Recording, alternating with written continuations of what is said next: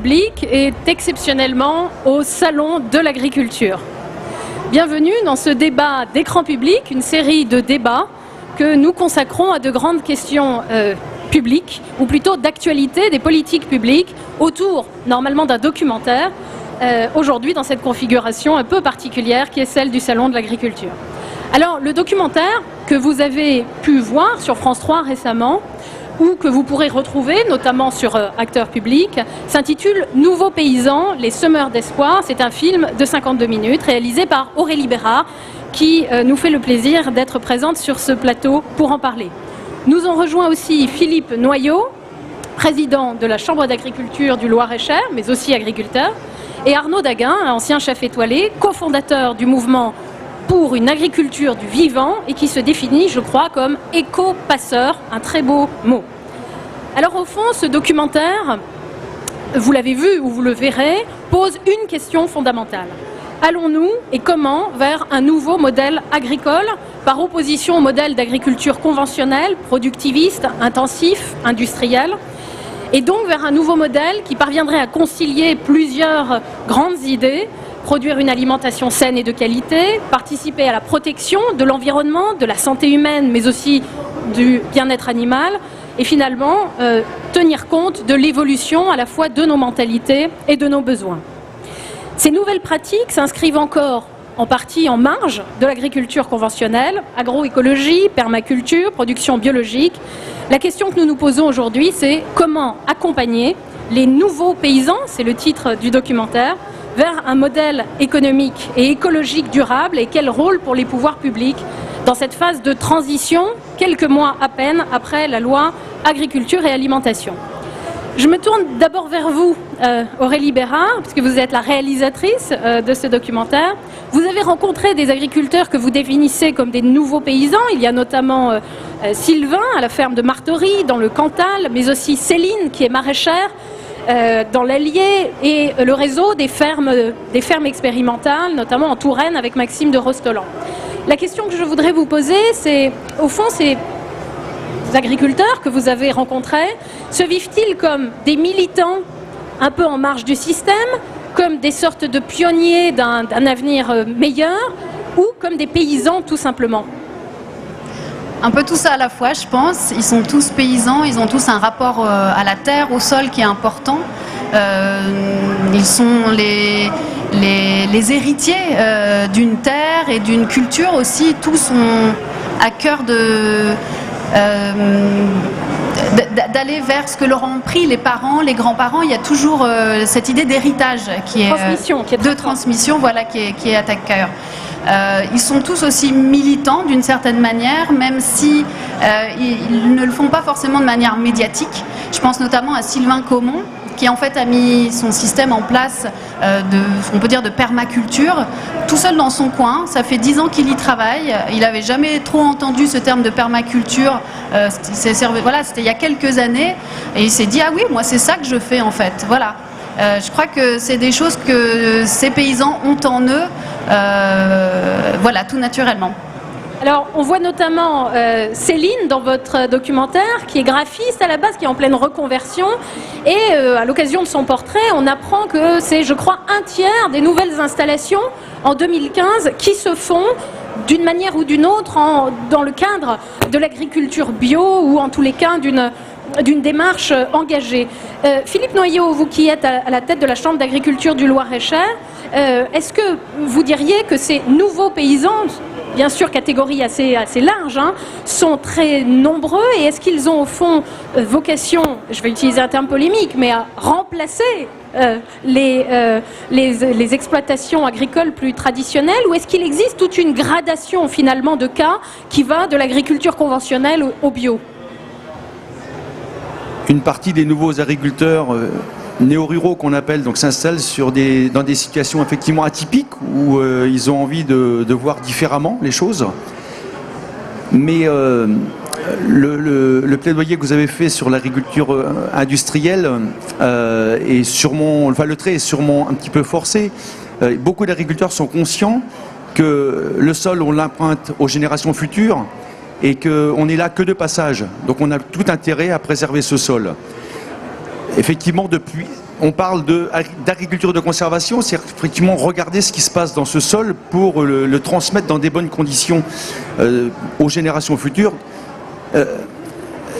Il y a une vingtaine d'années qu'on est parti dans cette réflexion, et maintenant ce n'est plus une situation marginale. Il y a beaucoup d'agriculteurs qui regardent ce qui se passe dans ces exploitations-là, qui font travailler le sol, qui mettent des cultures, qui implantent des cultures complètement différentes, de printemps, d'été, d'automne, pour faire justement travailler ce sol et qu'il préserve, pour qu'il absorbe de l'eau, pour pas que l'eau reste en surface, donc pour bien qu'il y ait une vie microbienne dans ce sol, puisque 80% des animaux sont de la vie et des animaux sont sous ce sol-là.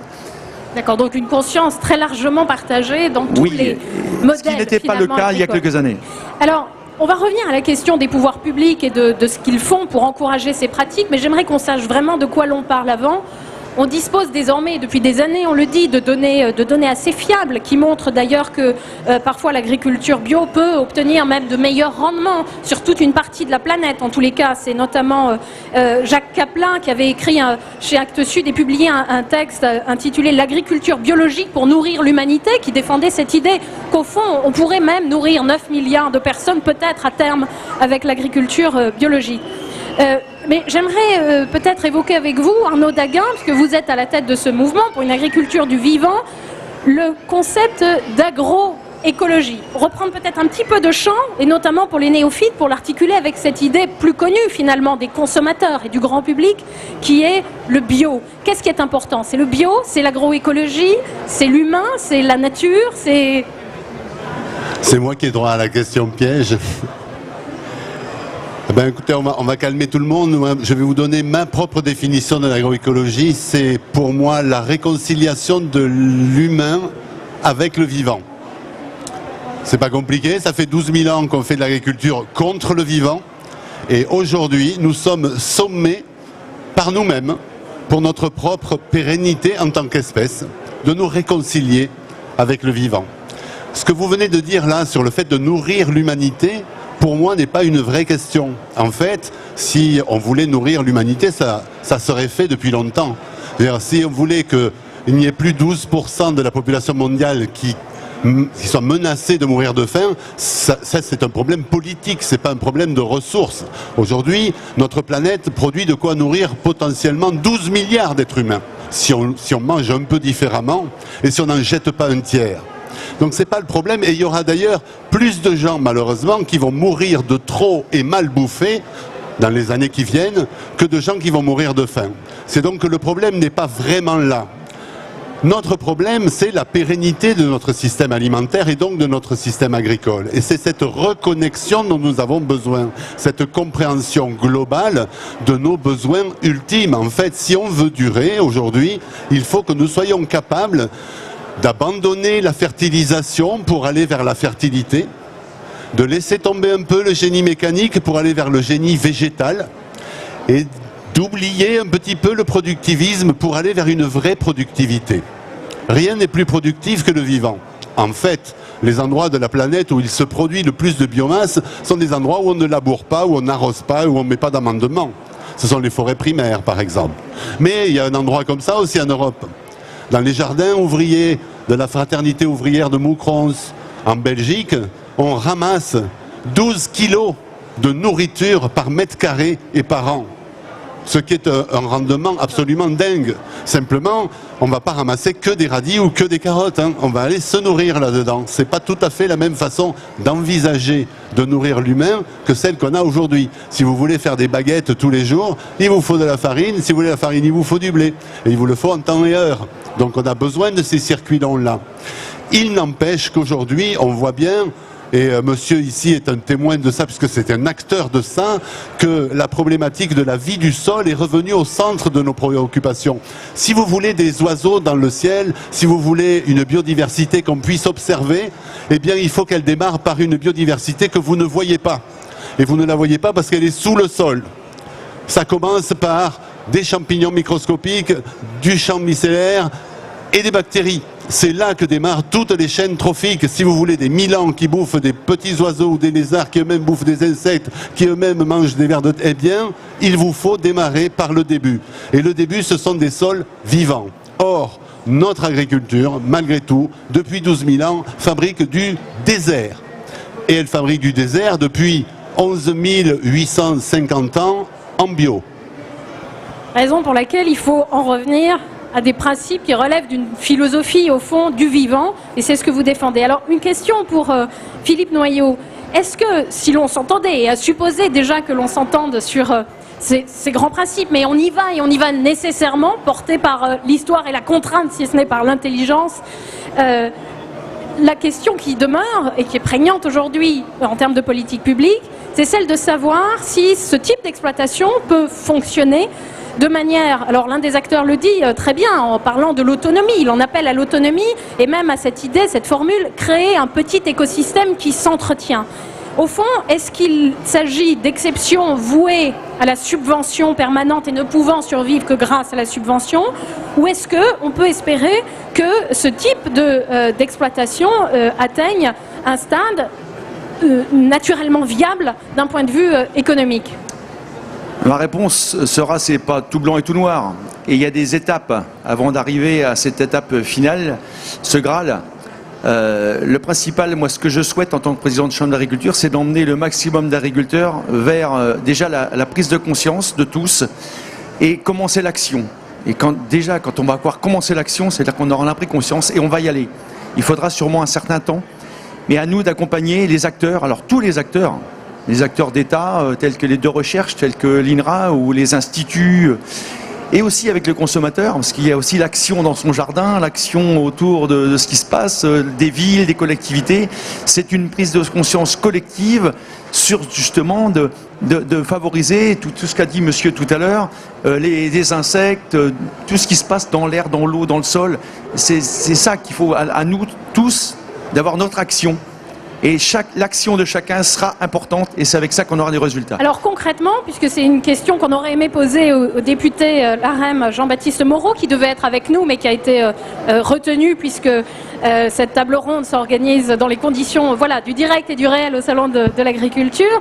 Une question que j'aurais aimé lui poser, c'est qu'on voit que l'État semble parfois tergiversé sur les engagements de surface agricole engagés dans le bio, même si ça n'est qu'une partie du problème, où on était à 20% en 2020, on est passé je crois à 15% en 2022, sur la fin des aides au maintien bio qui avait été annoncée à l'automne 2017, sur les retards de paiement sur lesquels la Fédération nationale de l'agriculture biologique s'est prononcée récemment. Est-ce que finalement il y a un accord entre les discours et les actes aujourd'hui? Est-ce que l'on va d'un point de vue institutionnel vers des mesures qui peuvent permettre de progresser en termes d'incitation justement à la conversion vers ce type de modèle agricole? Alors, je vais revenir. Effectivement, l'incitation est importante. Effectivement, l'État a choisi de maintenir l'aide à la conversion et justement pas l'aide au maintien. Parce que le bio doit trouver son modèle économique de rentabilité, de durabilité avec le marché. Quand on a dit ça, on importe aussi après du bio qui vient de l'extérieur et est produit à moins cher que le nôtre. Donc après, c'est une prise de conscience aussi du consommateur qui va dire « je vais acheter ce bio français-là » et c'est l'action du consommateur qui fera que le bio va se développer. Parce qu'on sera prêt à le payer, à ne pas le gaspiller. Monsieur a dit tout à l'heure, il y a énormément de gaspillage, aussi bien en bio qu'en conventionnel. Donc l'effet de payer un tout petit peu plus cher son produit peut faire prendre conscience aux citoyens que en fait on remet ce qui reste dans le frigo ou au fraiseur et on le ressort pour pouvoir tout consommer. Et je pense que cette action-là est importante et avec cette action-là on peut favoriser plus de conversion d'agriculture biologique parce que le marché va se créer. Donc il y a la piste de l'action du consommateur lui-même. Dans le documentaire, on voit cependant qu'il y a l'idée que l'agriculture doit rester une exception, qu'il peut y avoir une exception agricole, qu'on pourrait imaginer même un paiement, je crois, pour service écosystémique. C'est une formule qui revient. Pour vous, Arnaud Daguin, c'est une question volontairement et encore une fois un peu piège, mais très large. Est-ce qu'il y a des choses très concrètes que les pouvoirs publics devraient et pourraient envisager de faire à court terme pour améliorer cette prise de conscience? Nous sommes à la veille d'une refonte de la PAC. La partie qui va être décidée au niveau national de la répartition de la politique commune, cette partie-là, de fait, devrait faire l'objet d'une réflexion sur ce que nous voulons au fond, c'est-à-dire les valeurs que nous voulons voir émerger d'un système agricole. Et c'est par la rétribution de ces valeurs-là, en fait, que l'on peut encourager une agriculture qui avance. Ça veut dire quoi, ces valeurs-là? Eh bien, c'est pas très compliqué à comprendre. En fait, si déjà on arrivait à faire en sorte qu'une agriculture qui stocke du carbone, qui donc le capture et le stocke dans les sols, une agriculture qui infiltre et qui filtre de l'eau avec des sols poreux et non plus lessivés, et une agriculture qui produit de la biodiversité, parce que comme vous le savez sans doute, la biodiversité en agricole, ça se protège pas, ça se produit ou ça se détruit, on n'a pas d'autre alternative. Donc il faut en produire. Et donc si on arrivait à dire c'est ça qu'on veut, on veut une agriculture qui à la fois capture et stocke du carbone, filtre et infiltre de l'eau, produise de la biodiversité et en même temps nous fasse manger sainement, alors on saurait vers quoi orienter les aides. S'entendre d'abord sur les objectifs. Absolument. Avant de cibler une politique publique. Aurélie Bérard, le mot de la fin, car nous approchons de la fin, mais on n'en a pas encore parlé, mais on connaît le mal-être profond des agriculteurs, un quart d'entre eux sous le seuil de pauvreté, un suicide tous les 2 jours. On ne va pas revenir sur ces grands chiffres, bien qu'il faille vraiment les avoir en tête. Mais vous, avez-vous le sentiment de trouver des gens plus équilibrés, peut-être, parce que justement plus heureux chez ces nouveaux paysans que vous avez rencontrés? Oui, je pense que c'est ce qu'il faut retenir de ce documentaire, c'est que ce sont des gens, alors militants, on l'a dit, qui ont une philosophie de vie et qui font tout pour apporter leur pierre à l'édifice, et ça les rend heureux. Et l'histoire des Caumont est intéressante dans ce sens-là, puisqu'ils ont vécu un peu toutes les phases finalement de l'agriculture. Ils sont passés par une ferme d'une très très grosse taille, ils sont revenus à une taille plus raisonnable, ils ont arrêté les aliments externes, voilà, ils produisent tout eux-mêmes et ils se disent on a retrouvé une fierté. On rencontre nos consommateurs, alors c'est la MAP, c'est les COP, c'est la vente à la ferme. Certes, c'est certainement des systèmes encore à améliorer, à développer pour le plus grand nombre, mais au moins ces agriculteurs-là, ils sont face à leurs consommateurs qui leur renvoient un travail de qualité et ça les rend profondément heureux. Raison pour laquelle vous dites nouveaux paysans, semeurs d'espoir. On va finir avec les mots d'un de ces nouveaux paysans justement dans le film, très important et très beau je crois. Exploiter, c'est appauvrir, cultiver, c'est enrichir. Merci beaucoup et à bientôt pour une nouvelle émission d'Écran Public.